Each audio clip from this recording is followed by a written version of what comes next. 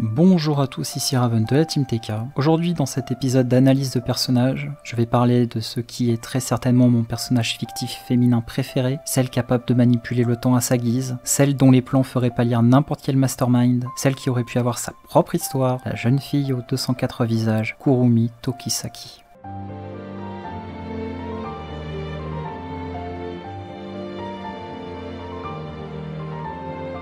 Kurumi Tokisaki est un personnage féminin apparaissant dans le light novel Dead Alive, racontant l'histoire de Shido Itsuka, un lycéen banal en apparence qui va se retrouver au cœur d'un conflit opposant une organisation gouvernementale et les esprits. Des êtres venus d'une autre dimension en créant des déchireurs de l'espace-temps, menaçant le monde et dont le salut est de faire tomber ces dernières amoureuses de lui. À première vue, l'histoire paraît très simple et ne casse pas trois pattes à un canard. Le cliché de l'adolescent incapable d'avoir une relation avec une fille qui se retrouve en grand héros où il doit les draguer pour sauver le monde, archétype du harem ecchi classique. Mais ce serait se fourvoyer et juger un livre à sa couverture, car malgré les apparences, Dead Alive cache l'une des histoires d'amour les plus incroyables et les plus profondes du light novel. Bien que l'on soit sur un cadre de slice of life bon enfant, et avec des moments drôles qui finissent par installer une monotonie que l'on connaît dans tous les harems, le troisième tome vient chambouler cette tranquillité avec l'apparition d'un personnage en particulier, Kurumi. À partir de ce moment, la donne change complètement. Les civils meurent en masse à cause d'elle et personne n'est capable de l'arrêter. Shido tentera tant bien que mal d'essayer de la séduire, mais elle restera fermée à ses avances, allant jusqu'à même retourner la situation à son avantage et à jouer avec le cœur du protagoniste. On a là une différence primordiale entre Kurumi et les autres esprits. C'est la seule qui reste hermétique à la gentillesse de Shido. Enfin, disons plutôt qu'elle reste focalisée sur son objectif de départ, à savoir accumuler un maximum d'énergie spirituelle. Pour ce faire, elle tuera au cours de son existence plus de 10 000 personnes, lui permettant ainsi de renforcer ses propres capacités temporelles. Dit comme ça, elle apparaît comme une antagoniste. Sauf qu'encore une fois, le light novel n'est pas aussi manichéen qu'il veut bien nous le faire croire. Comme dit précédemment, Kurumi a un objectif bien précis en tête, celui d'accumuler suffisamment d'énergie spirituelle afin de pouvoir remonter 30 ans dans le passé pour tuer l'esprit originel, responsable de toutes les catastrophes actuelles et ainsi réécrire l'histoire. Kurumi passe donc d'antagoniste à anti-héroïne, car bien qu'elle entre en opposition avec les croyances du héros, elle ne l'empêche pas de mener sa vie si ça peut servir ses intérêts. Après tout, ils ont plus ou moins le même but, revenir à une vie où les tremblements de l'espace n'existaient pas. On peut dire dans un sens que Kurumi se place en rival de Shido. Ils partagent le même but, mais avec des méthodes différentes, entrant dans un dilemme moral des deux côtés. La gentillesse de Shido le pousse à vouloir sauver tout le monde, y compris Kurumi, et à aller de l'avant. Tandis que Kurumi, beaucoup plus pragmatique, se dit que des sacrifices sont nécessaires pour pouvoir avancer, et que de toute façon, une fois l'esprit originel tué, les morts actuelles ne le seront plus. Son calcul est simple, elle aura beau avoir tué 10 000 personnes, elle en aura sauvé plus de 150 millions, tout en annulant la mort de ses propres victimes. Le fait qu'elle sacrifie des parties d'elle-même comme étant néfastes à son plan en dit long sur la psychologie du personnage, qui cache un traumatisme profond. Ce n'est que bien plus tard, après l'apparition du réel antagoniste, que Kurumi décidera de passer à la vitesse supérieure, trouvant que le temps presse. En effet, au départ, elle souhaitait proposer à Shido, qui avait scellé 9 esprits sur 10, un défi. Celui qui tombera amoureux de l'autre en premier devra lui céder toute son énergie spirituelle, une sorte de tout ou rien dans un ultime rendez-vous. Kurumi joue sur le terrain de Shido, à savoir la séduction, telle une Kaguya-sama en essayant de le faire craquer. Dans un harem classique, on s'attendrait au héros démuni, mais pas ici. Là, le protagoniste ne se laisse pas faire. Il répond du tac au tac en usant des faiblesses de Kurumi pour que ce soit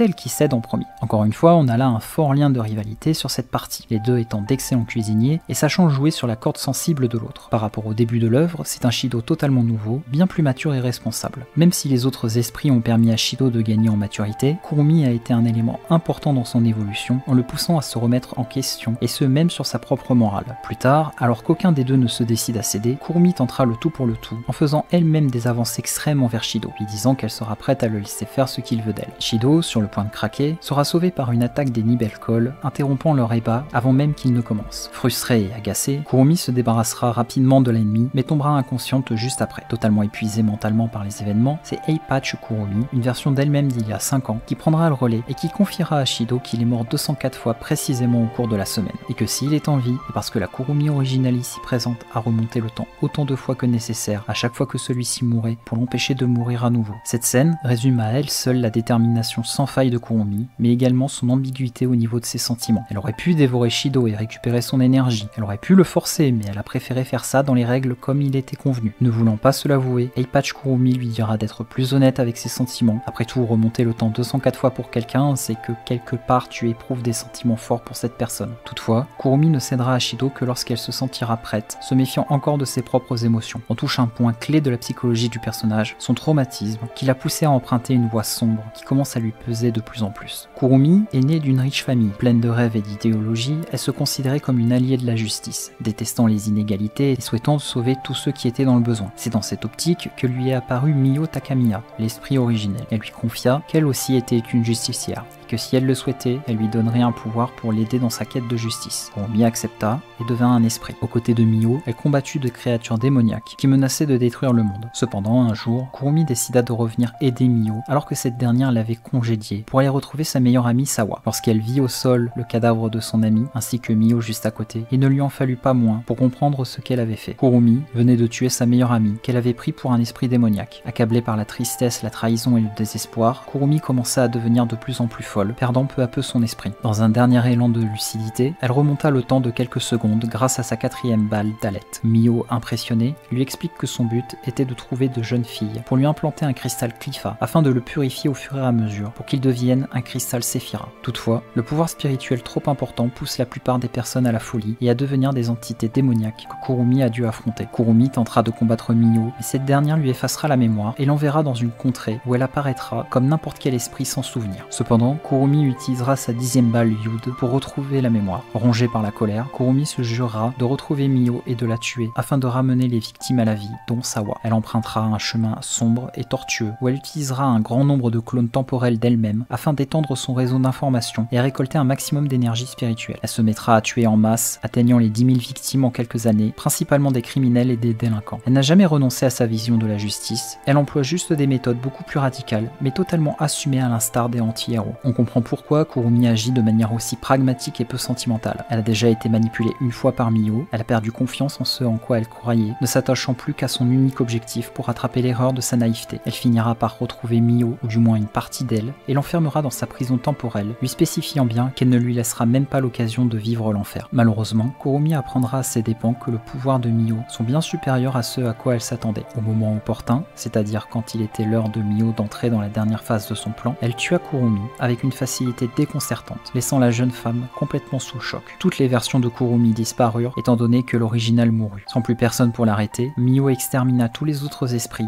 afin de récupérer leur pouvoir. Shido, ne sachant plus quoi faire, sera rappelé à une lueur d'espoir grâce à Kurumi, qui dans un ultime barreau d'honneur, envoya une version d'elle-même dans le futur, le temps de quelques minutes. Elle fit comprendre subtilement à Shido qu'il leur restait un atout important à utiliser, le même qu'elle a utilisé pour le sauver. Shido comprend et utilise la 6e balle Vave que Kurumi avait perdue lors de la première rencontre. Il remonte alors le temps déterminé et préviendra Kurumi de son funeste sort. Bien que Kurumi ait confiance dans les capacités de Shido, elle prévoit tout de même son propre plan derrière et finira par survivre à la tentative d'assassinat de Mio grâce à ce dernier. Je ne spoilerai pas le dénouement de l'histoire, ayant déjà dit trop dessus, mais avec tout ce qui vient d'être dit, on remarque bien que l'histoire de Dead Alive s'articule grâce à Kurumi. Certes, elle n'en est pas le personnage principal et l'histoire ne tourne pas autour d'elle, toutefois chacune de ses interventions est minutieuse et sert à l'intrigue. Les choses s'accélèrent quand elle entre en action, entretenant une sorte d'aura mystique autour du personnage. Elle est en quelque sorte la pierre angulaire permettant au personnage d'évoluer et de se dévoiler. Là où on a une histoire qui sert des personnages, Kurumi au contraire sert l'histoire comme une sorte de narrateur omniscient ou un grand mastermind qui a prévu tous les coups en avance. Elle a bien évidemment ses limites, elle n'est pas parfaite, et c'est ce qui fait toute la beauté du personnage. C'est surtout un personnage qui assume complètement ses choix et qui ne va pas revenir la fleur au fusil comme si on effaçait les actes commis. À la fin, elle répondra de ses crimes de la meilleure des manières, en se débarrassant de la personne qui l'a pourchassée pendant des années, lui rendant par la même occasion le meilleur des services, à savoir ses années perdues, en la narguant de cette manière. Un loup qui a perdu son instinct de tueur n'a plus besoin de griffes ni de crocs, mais il semblerait